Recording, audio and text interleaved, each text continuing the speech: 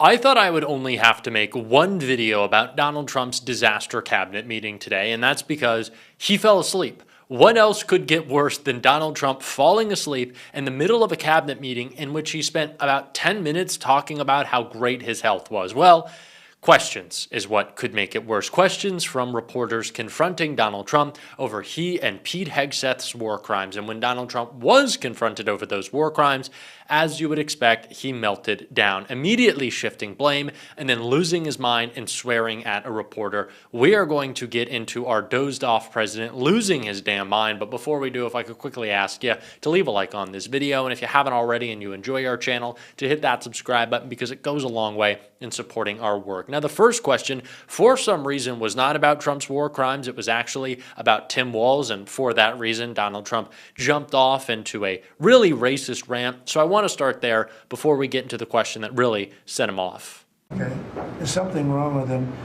And when you look at what he's done with Somalia, which is barely a country, you know, they have no anything. They just run around killing each other. There's no structure. And when I see somebody like Ilhan Omar, who I don't know at all, but I always watch her for years. I've watched her complain about our Constitution, how she's being treated badly. Our Constitution, the United States of America, is a bad place. Hates everybody, hates Jewish people, hates everybody. And I think she's an incompetent person. She's a real terrible person.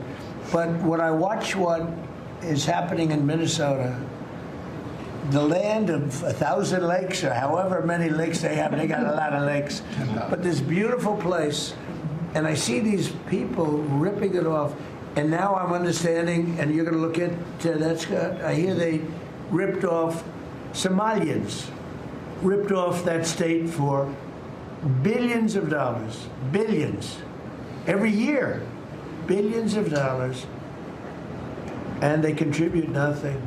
Aside from the fact that Donald Trump is just a bigot, and this is always what he will go back to, he certainly feels his back up against the wall right now. Donald Trump understands that his MAGA coalition is fracturing right now, and so he sees one thing that can unite them, and that is his racist rants against any people of color. That is what Donald Trump is going for. Racism, xenophobia, really let's just light it up, because he thinks that will be the glue that holds MAGA together, and the fact that that is actually true tells you everything that you need to know about his disgusting political movement.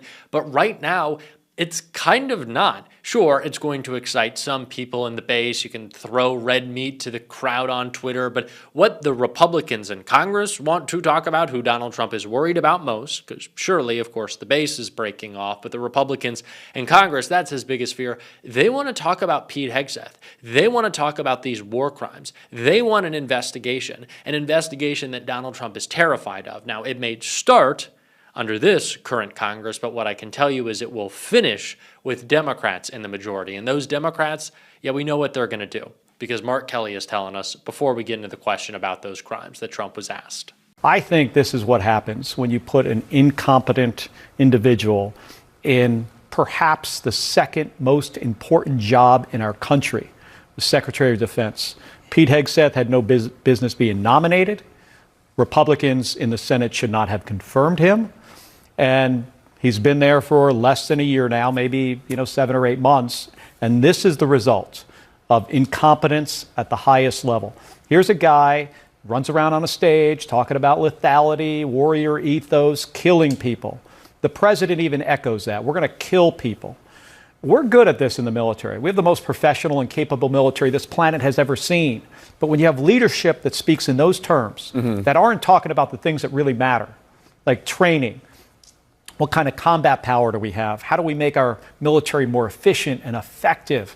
And talking about, like, what are the laws? The law does matter. Republicans can certainly start an investigation into Pete Hegseth, and they should, but Democrats will be finishing it. And we will be finishing it with real accountability, because that is what is deserved of those in this administration. They have committed crimes. They should be prosecuted for those crimes. They should be held accountable. Pete Hegseth should be in prison.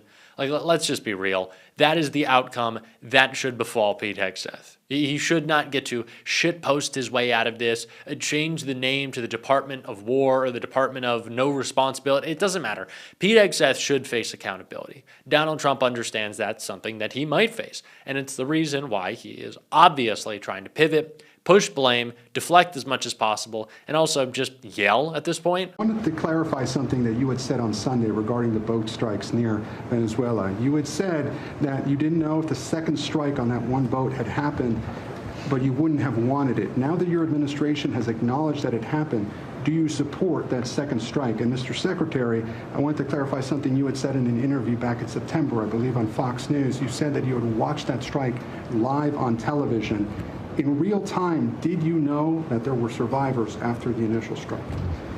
Well, look, all I know is this. Every boat that you see get blown up, we save 25,000 on average lives, 25,000 lives.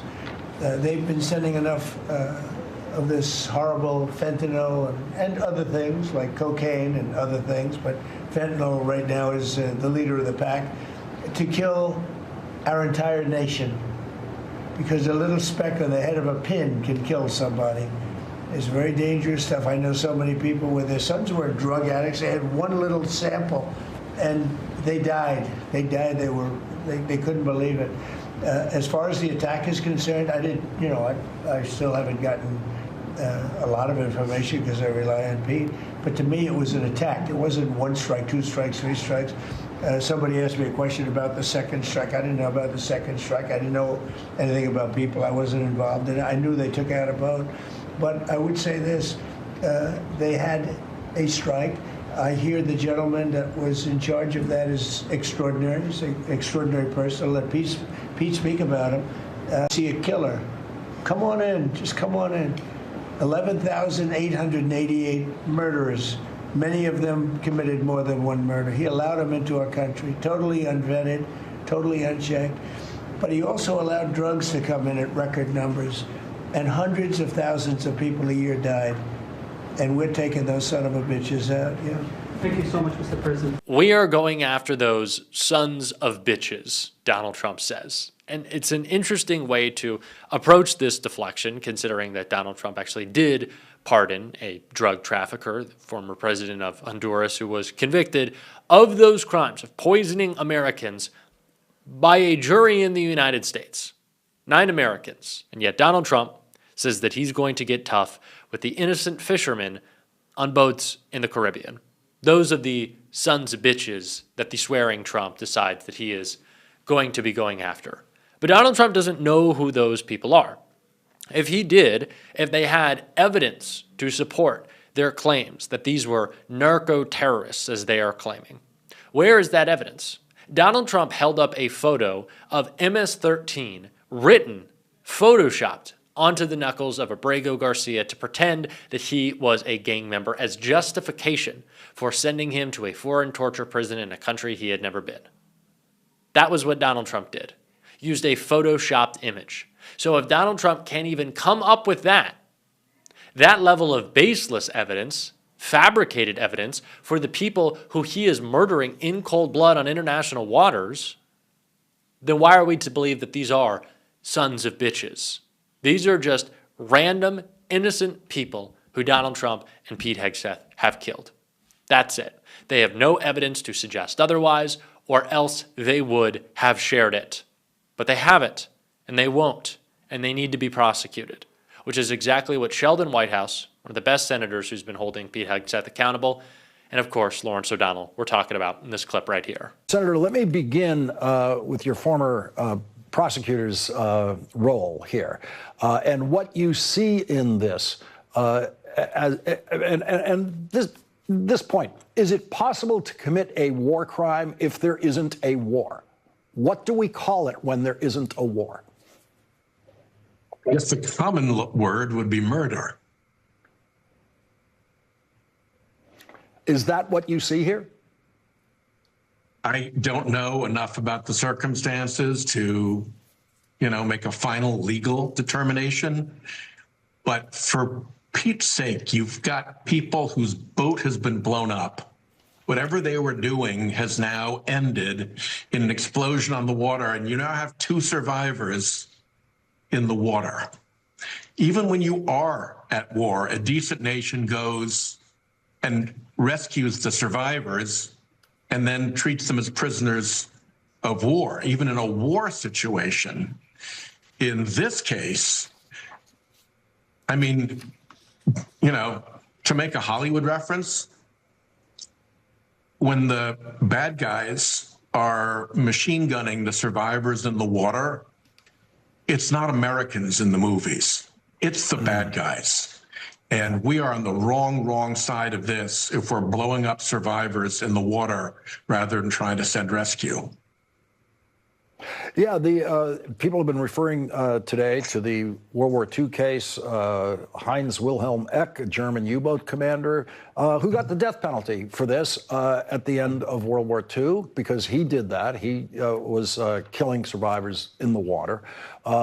It's apparently the textbook, literally the textbook example of the kind of illegal order to refuse.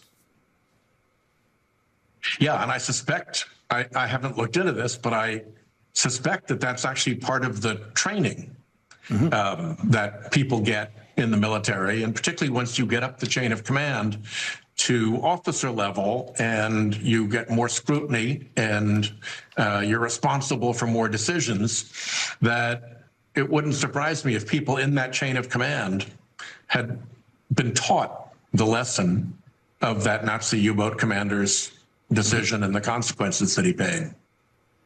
And we have zero evidence that anyone at the Defense Department had any idea where any of these boats were actually going, some of them more than 1,500 miles away from the United States, well over 1,000. This one was well over 1,000 miles away from the United States. And they are suggesting that these tiny boats, smallest boats ever attacked by the American military in history, that these were somehow a threat to the United States.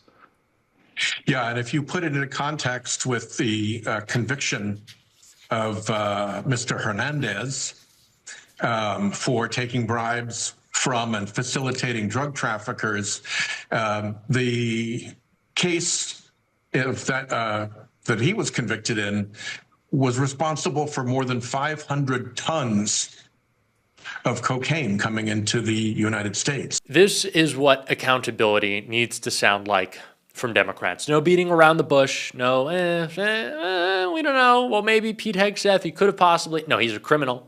We know that. There needs to be accountability. There certainly wasn't of Donald Trump after he left the White House the first time as a criminal. And look where it's gotten us now.